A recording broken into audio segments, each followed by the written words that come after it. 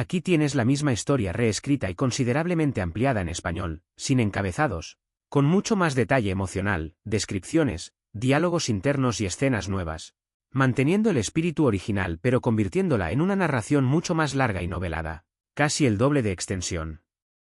Todo en un solo bloque continuo, como pediste. Mi nombre es Ricardo Herrera y, durante 32 años exactos, fui el director financiero de Industrias del Bajío, una de las manufactureras más grandes de Guadalajara. Llegaba a la oficina a las 6:30 de la mañana, cuando todavía olía a café recién molido y a desinfectante de limón, y me iba cuando el sol ya se había escondido detrás de los edificios del centro. 32 años revisando balances, negociando créditos multimillonarios, calmando a consejos directivos en crisis, firmando todo con mi pluma Montblanc que Lucía me regaló en nuestro 10º aniversario. En la empresa me apodaban la calculadora silenciosa, porque nunca alzaba la voz, nunca perdía la compostura, nunca dejaba que una emoción interfiriera en los números. Pero en casa era distinto. En casa yo era simplemente Ricardo, el que llegaba con flores los viernes aunque no fuera cumpleaños, el que pagaba la maestría de Bruno en el TEC de Monterrey sin mirar el precio, 800.000 pesos que firmé con gusto porque mi hijo lo vale. El que le dio a Mónica 2 millones de pesos para abrir su boutique en Polanco aunque yo sabía, en el fondo sabía, que no tenía cabeza para negocios, pero como decirle que no a esa carita que aún me veía como si yo pudiera resolverle la vida entera con un cheque. Lucía. ¡Ay, Lucía! 35 años casados y todavía me aceleraba el corazón cuando la veía bajar las escaleras con ese vestido negro que le compré en París. Le cambiaba el BMW cada 2 años aunque el anterior estuviera perfecto, porque ella decía que el olor a auto nuevo es felicidad. La casa de Lomas del Campestre, con su jardín japonés y la fuente que mandé traer de Carrara, era su orgullo. Yo llegaba cansado y ella me recibía con un beso en la mejilla y la frase de siempre, «Ya estás en casa, mi amor». Y yo creía que eso era amor. Los últimos 8 meses antes del retiro algo cambió. No podía ponerle el dedo exactamente, pero lo sentía. Lucía pasaba horas en el celular, cerraba la pantalla cuando yo entraba al cuarto, reía bajito con mensajes que borraba de inmediato. Bruno empezó a preguntarme cosas raras, «Papá, ¿y si te pasa algo? ¿Quién administra los fideicomisos, papá? ¿Tienes todo actualizado el testamento?» Mónica, que normalmente solo hablaba de moda y viajes, de pronto quería saber cuánto valía exactamente la casa, cuánto rendían mis fondos en dólares, cuánto me iba a quedar de pensión. Yo contestaba con paciencia, pensando que era responsabilidad de hijos precavidos. Nunca se me ocurrió que estaban midiendo el tamaño del pastel antes de apagar las velas. El día de mi fiesta de jubilación fue un sábado de abril perfecto. El jardín estaba lleno de bugambilias moradas, habían puesto mesas largas con manteles blancos. Un trío tocaba boleros suaves y yo me sentía libre. Por primera vez en décadas no tenía que pensar en reportes trimestrales ni en la maldita inflación. Me imaginaba a Lucía y a mí subiendo a la casa rodante que ya habíamos apartado, recorriendo la ruta de los 7 lagos, durmiendo en pueblitos donde nadie nos conociera, envejeciendo juntos como en las películas. Estaba brindando con un mezcal que me trajo mi secretario cuando Lucía se acercó. Llevaba un sobre Manila en la mano y una sonrisa que no le llegaba a los ojos. «Ricardo, tengo un regalo especial de jubilación para ti», dijo con esa voz que usaba cuando quería que todo el mundo la mirara. Abrí el sobre. Eran papeles de divorcio.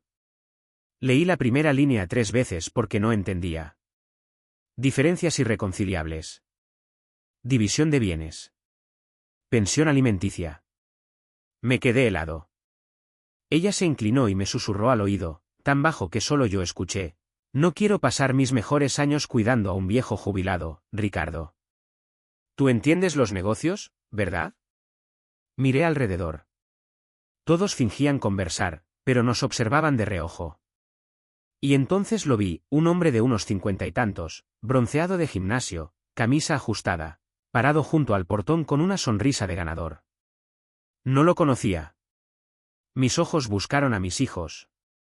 Bruno y Mónica estaban juntos, muy juntos, mirándose como quien comparte un secreto delicioso. No había sorpresa en sus caras. Solo alivio. «Ustedes lo sabían», fue lo único que pude decir. Mi voz salió ronca, como si hubiera tragado vidrio molido.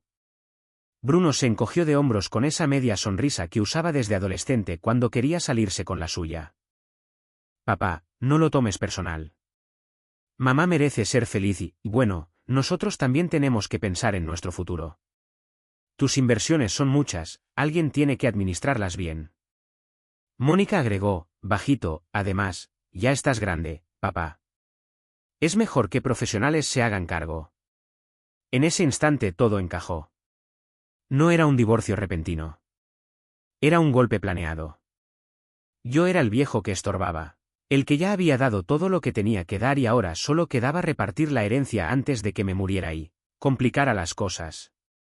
Sentí que el corazón me bajaba hasta los zapatos. Doblé los papeles con calma. Los guardé en el bolsillo interior del saco y dije la frase más serena que he dicho en mi vida: está bien.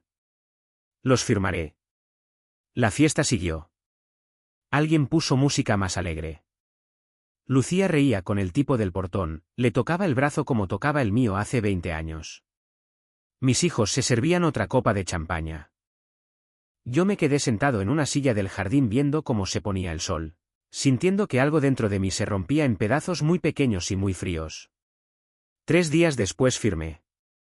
Dividimos todo exactamente como marca la ley mexicana, la casa para ella, la mitad de las cuentas conjuntas, pensión alimenticia calculada sobre mi sueldo base, porque mis inversiones reales estaban en fideicomisos irrevocables, holdings en Islas Caimán y acciones a nombre de prestanombres que ni mi contador conocía del todo.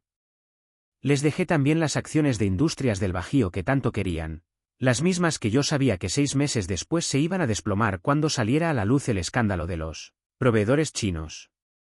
Les dejé los fondos estrella que parecían rendir tanto, pero que yo había estado descargando lentamente durante 2 años porque olían a burbuja. Pensaron que se habían llevado la parte del león. No sabían que se habían quedado con las migajas envueltas en papel dorado. Al día siguiente desaparecí. Cancelé el teléfono, cerré Facebook, LinkedIn, Instagram, todo. Saqué en efectivo lo necesario para 6 meses. Subí a mi camioneta con 2 maletas y manejé sin parar hasta Creel, Chihuahua. Había comprado años atrás, en un viaje de trabajo, una parcela de 4 hectáreas perdida entre pinos y barrancas. Nadie sabía que existía, ni siquiera Lucía. La cabaña era pequeña, de madera, con un techo que goteaba cuando llovía fuerte, pero era mía y estaba a nombre de un fideicomiso imposible de rastrear. Los primeros días no hablaban. Lloré como no había llorado desde que tenía 10 años. Lloré por la mujer que creí que me amaba, por los hijos que cargué en hombros, por el futuro que imaginé y que nunca existió. Después dejé de llorar y empecé a hacer ejercicio como un poseso. Corría por los senderos al amanecer hasta que me dolían los pulmones. Levantaba troncos, partía leña, comía pollo a la plancha y verduras que compraba en el mercado de Creel. A los 6 meses ya no reconocía mi propio cuerpo en el espejo. A los 63 años tenía abdominales que no tuve ni a los 30. Instalé internet satelital Starlink, 3 monitores, una silla ergonómica y volví a hacer lo que mejor sabía: leer estados financieros. Empecé con $100.000 que tenía en una cuenta en Belice. En 6 meses los convertí en 300.000. En un año eran casi 1,5 millones. Invertí en 2 startups de fintech mexicanas que nadie miraba porque parecían muy locales.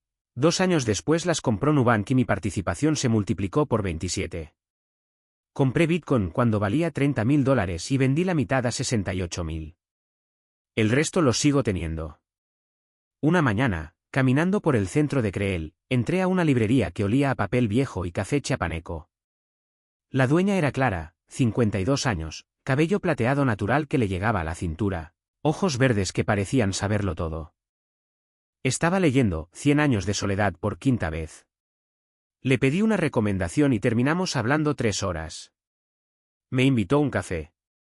Volví al día siguiente. Y al otro. 8 meses después nos casamos en el juzgado de Creel, solo nosotros. 2 testigos que eran sus empleados y un juez que parecía feliz de casar a alguien que no eran adolescentes embarazadas. Un año después